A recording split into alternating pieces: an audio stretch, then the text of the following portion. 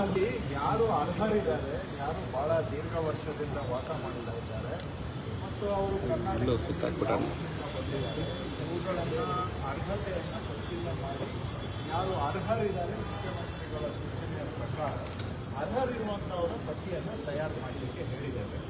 ಎಲ್ಲ ಮಾಡೋದಕ್ಕೆ ಸ್ವಲ್ಪ ಸಮಯ ಆಗುತ್ತೆ, ಯಾಕೆಂದರೆ ಕೆಲವರು ಕರ್ನಾಟಕದವರಿದ್ದಾರೆ, ಕೆಲವರು ಬೇರೆ ರಾಜ್ಯದವರಿದ್ದಾರೆ, ಅವರು ಎಲ್ಲಿಂದ ಬಂದಿದ್ದಾರೆ, ಯಾವ ವರ್ಷ ಬಂದಿದ್ದಾರೆ, ಯಾವಾಗ ಮನೆ ಕಟ್ಟಿದ್ದಾರೆ, ಇವೆಲ್ಲನೂ ಎಲ್ಲರದ್ದು ಮಾಡಬೇಕು ಅಂತ ಸಮಯ ಆಗುತ್ತೆ ಅಂತ ಅಧಿಕಾರಿಗಳು ಹೇಳಿದರು. ಅದಕ್ಕೆ ಸ್ಟೆಪ್ ಬೈ ಸ್ಟೆಪ್ ಮಾಡಿ ಯಾರ್ದು ಕ್ಲಿಯರ್ ಕಟ್ ಕೇಸ್ ಇದೆ, ಅರ್ಹತೆ ಇದೆ, ಎಲಿಜಿಬಲ್ ಇದ್ದಾರೆ, ಅವ್ರದ್ದು ಈಗ ತಕ್ಷಣ ಒಂದಷ್ಟು ಪ್ರೋಸೆಸ್ ಮಾಡಿ ಅಂತ ನಾವು ಹೇಳಿದ್ದೇವೆ.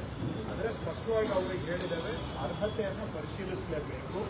ಅವರು ಒಂದು ಕಡೆ ಬಡವರಾಗಿರೋದು, ಇನ್ನೊಂದು ಕಡೆ ಅಲ್ಲಿ ವಾಸ ಮಾಡ್ತಾ ಇರುವಂಥದ್ದು ಮತ್ತು ಕರ್ನಾಟಕದವರ ಇಲ್ವಾ, ಇದನ್ನೆಲ್ಲವನ್ನು ಕೂಡ ಪರಿಶೀಲನೆ ಮಾಡಿ ಅರ್ಹತೆಯನ್ನು ದಾಖಲೆಗಳ ಮುಖಾಂತರ ಎಸ್ಟಾಬ್ಲಿಷ್ ಮಾಡಿ ಅವರು ಎಲಿಜಿಬಿಲಿಟಿಯನ್ನು ಕನ್ಫರ್ಮ್ ಮಾಡಿಕೊಂಡು ಆಮೇಲೆ ಅವರಿಗೆ ಸರ್ಕಾರದಿಂದ ನಾವೇನು ಪರ್ಯಾಯ ವ್ಯವಸ್ಥೆ ಮಾಡಬೇಕು ಅಂತ ನಾನು ಮುಖ್ಯಮಂತ್ರಿಗಳು ತೀರ್ಮಾನ ಮಾಡಿದ್ದಾರೆ.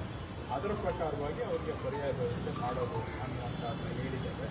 ಎಲ್ಲಾನು ಮಾಡೋಕ್ಕೆ ಹೋದರೆ ಸಮಯ ಆಗುತ್ತೆ. ಹಾಗಾಗಿ ಅದರಲ್ಲಿ ಯಾರು ಡಾಕ್ಯುಮೆಂಟೇಷನ್ ಕೊಡ್ತಾರೆ, ಸ್ಪಷ್ಟವಾಗಿ ಡಾಕ್ಯುಮೆಂಟ್ ಸಿಗುತ್ತೆ ಮತ್ತು ಯಾರದನ್ನು ವೆರಿಫೈ ಮಾಡ್ಬೋದು ಸಲೀಸಾಗಿ, ಅಂಥವುಗಳನ್ನು ಮೊದಲು ಆದ್ಯತೆ ಮೇರೆಗೆ ಮಾಡಿ ಅಂತ ಹೇಳಿ.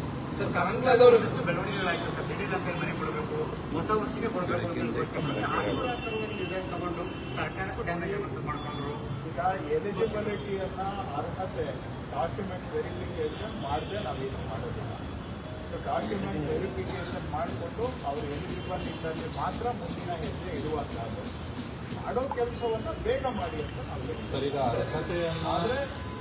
ಅರ್ಹತೆಯನ್ನು ಯಾವ ಮಾನದಂಡದ ಮೇಲೆ ನೀವು ಅಂದ್ರೆ ಕೋಗಿಲು ಪ್ರದೇಶದಲ್ಲಿ ತನಕನೂ ಯಾವ ಮನೆಗಳು ಇರಲಿಲ್ಲ ಅಂತ ಅಧಿಕಾರಿಗಳೇ ಅಂದ್ರೆ ಈ ಪ್ರಮಾಣದಲ್ಲಿ ಮನೆಗಳು ಇರಲಿಲ್ಲ. ಈಗ ಅಲ್ಲಿ ಬಂದು 5 ವರ್ಷ ಆಗಿಲ್ಲ.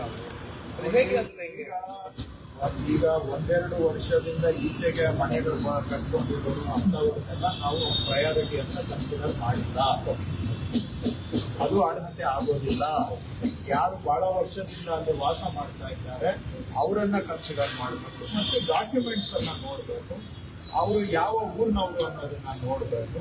ಮತ್ತು ಈಗ ವಸತಿ ಇಲಾಖೆಯಲ್ಲಿ ಮನೆ ಪಡ್ಕೊಳ್ಬೇಕಾದ್ರೆ ಅವ್ರದ್ದು ಏನು ಕಂಡೀಷನ್ಸ್ ಇದೆ ಆ ಕಂಡೀಷನ್ಸ್ ಇವರು ಅರ್ಹತೆ ಬರಬೇಕು. ಅಂದ್ರೆ ಈಗ ಅಪ್ಲಿಕೇಶನ್ ಹಾಕಿದ್ರೆ ಮನೆ ಕೊಡೋದು ಅಂತ ಅಪ್ಲಿಕೇಶನ್ ಹಾಕ್ತಾರೆ. ಅಪ್ಲಿಕೇಶನ್ ಹಾಕೋದೇನು ಇವತ್ತು ನೀವು ಹಾಕ್ಬೋದು, ಯಾರು ಬೇಕಾದ್ರೂ ಅಪ್ಲಿಕೇಶನ್ ಹಾಕ್ಬೋದು. ಅಪ್ಲಿಕೇಶನ್ ಹಾಕೋದಕ್ಕೆ ಈಗಲೂ ಕೂಡ ಮುಕ್ತ ಅವಕಾಶ ಇದೆ. ಆದ್ರೆ ಆ ಅಪ್ಲಿಕೇಶನ್ಗೆ ಏನು ಅರ್ಹತೆ ಇರಬೇಕು ಅದನ್ನ ಇವರು ಅಲ್ಲಿ ಅರ್ಹರಾಗಬೇಕಾಗುತ್ತೆ. ಆ ನಾರ್ಮ್ಸ್ ಇರುವಂತ ನಾರ್ಮ್ಸ್ ಒಂದೂ ಕೂಡ ನಾವು ಡಿವಿಯೇಷನ್ ಮಾಡೋದಿಲ್ಲ.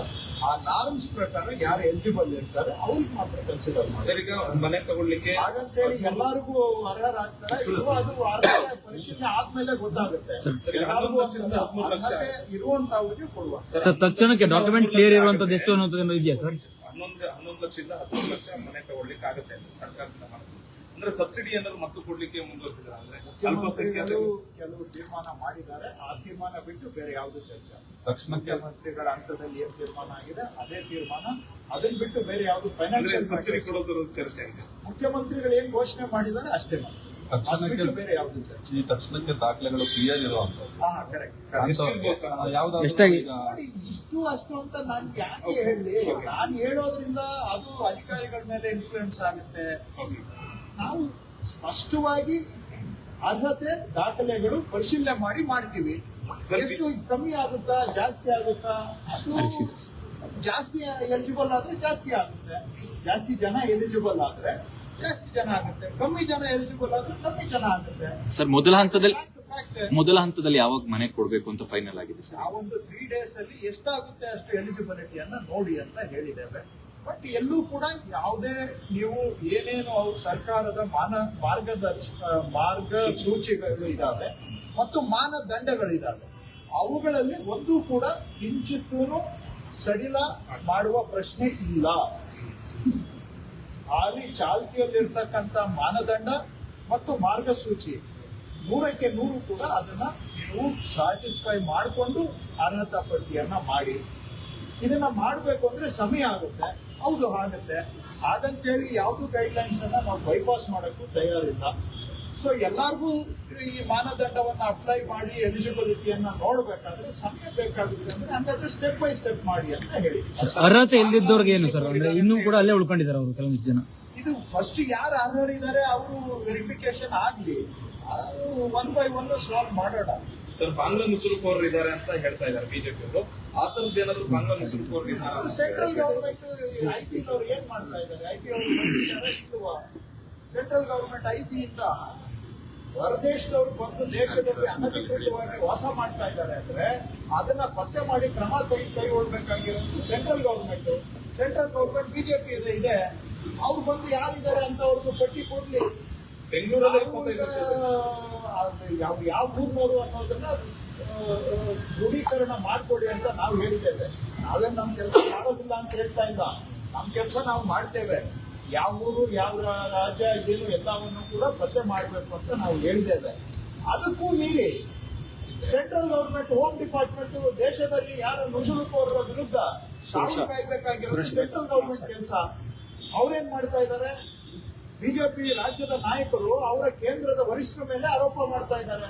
ಕೇಂದ್ರ ಗೃಹ ಸಚಿವರ ಮೇಲೆ ಅವರು ವೈಫಲ್ಯತೆ ಆಗಿದೆ ಅಂತ ಹೇಳಿ ಕೇಂದ್ರ ಗೃಹ ಸಚಿವರ ಮೇಲೆ ಆರೋಪ ಮಾಡ್ತಾ ಇದ್ದಾರೆ. 25 ಲಕ್ಷ ಬಿಜೆಪಿ ಬಾಂಗ್ಲಾದವರು ಇದ್ದಾರೆ ಅಂತ ಬೆಂಗಳೂರಲ್ಲಿ. ಸೆಂಟ್ರಲ್ ಗವರ್ಮೆಂಟ್ ಏನ್ ಮಾಡ್ತಾ ಇದೆ? ಬಾಂಗ್ಲಾದವ್ರು ಇಲ್ಲಿದ್ದಾರೆ ಅಂದ್ರೆ ಸೆಂಟ್ರಲ್ ಗವರ್ಮೆಂಟ್ ಏನ್ ಮಾಡ್ತಾ ಇದ್ದಾರೆ? ತಲೆಕಾಯಿ ತಿಂತಾ ಇದ್ದಾರಾ? ನಿದ್ದೆ ಮಾಡ್ತಾ ಇದ್ದಾರಾ? ಅವ್ರನ್ನ ಹುಡುಕಿ ಅವ್ರ ಮೇಲೆ ಕಾನೂನು ಪ್ರಕಾರ, ಕೇಂದ್ರ ಸರ್ಕಾರ ಮಾಡಿರುವ ಕಾನೂನು ಪ್ರಕಾರ ಆಕ್ಷನ್ ತಗೊಳ್ಳೋದಿಕ್ಕೆ ಯಾರು ಅಡ್ಡ ಇದ್ದಾರೆ? ಸೆಂಟ್ರಲ್ ಗವರ್ಮೆಂಟ್ ಏನ್ ಮಾಡ್ತಾ ಇದ್ದಾರೆ? ಸೆಂಟ್ರಲ್ ಗವರ್ಮೆಂಟ್ ಹೋಮ್ ಮಿನಿಸ್ಟರ್ ಏನ್ ಮಾಡ್ತಾ ಇದ್ದಾರೆ? ಹೋಮ್ ಡಿಪಾರ್ಟ್ಮೆಂಟ್ ನವರು ಏನ್ ಮಾಡ್ತಾ ಇದ್ದಾರೆ? ಬಹುಶಃ ಬಿಜೆಪಿ ಅವರು ರಾಜ್ಯದ ನಾಯಕರು ಹೇಳ್ತಾ ಇರೋದು central government home department failure ಆಗಿದೆ ಅಂತ ಅವರು ಹೇಳ್ತಾ ಇದ್ದಾರೆ ಅಂತ ನಾನು ಅರ್ಥೈಸಬೇಕಾದ್ರೆ. ಬಿಜೆಪಿ ಅವರು ಆರೋಪ ಮಾಡ್ತಾರೆ, ಅದು ಮುಸ್ಲಿಂ ಓಲೈಕೆ ಆಗ್ತಾ ಇದೆ, ಅವರು ಜಾಗವನ್ನು ಕೊಟ್ಟು ಮನೆಯ ಕಟ್ಕೊಳ್ಳೋಕೆ ಅವಕಾಶ ಮಾಡಿ ಕೊಡ್ತೀವಿ, ಸಚಿವರು ಖಾಲಿಯಾಗಿದ್ದಾರೆ ಅಂತ ಮಕ್ಕಳು ಚರ್ಚೆ ಮಾಡ್ತಿದ್ದಾರೆ.